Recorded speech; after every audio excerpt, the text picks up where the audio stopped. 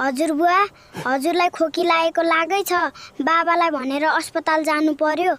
हजुरलाई गाह्रो भयो हजुर बुवा। बाबा, हजुर बुवालाई अस्पताल लाने होइन, किन ढिलो गर्नुभएको? अहिले पैसा नभएको बेला फेरि के आइलाग्यो हो? भान्सामा ज्वानु छ त्यही चपाउनु दे। केही त गर्नु पर्यो बुढा, यसरी कसरी चल्छ? के सोच्नु भएको छ? के सोच्नु बुवा, जहिले बिरामी, बच्चा पनि पढाउनै पर्यो, बुवालाई भिरबाट फालिदिनु पर्यो। के काम बुढो शरीरको? बुवा के गर्नु, घर नि चलाउनु पर्यो। हजुरलाई फाल्देसी एक गाँस कम हुन्छ, दुःख अलिक कम होला कि। नरिसाउनु है बुवा। तँलाई सजिलो हुन्छ भने म किन रिसाउनु बाबु? ल बस्नु बुवा, सजिलोसँग बस्नु है।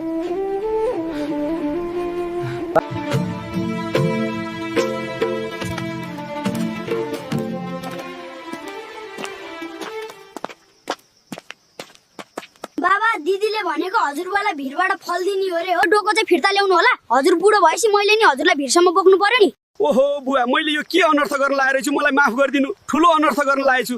जे जस्तो छ त्यसैमा रमौला। जाऊ घर फर्क्यौ।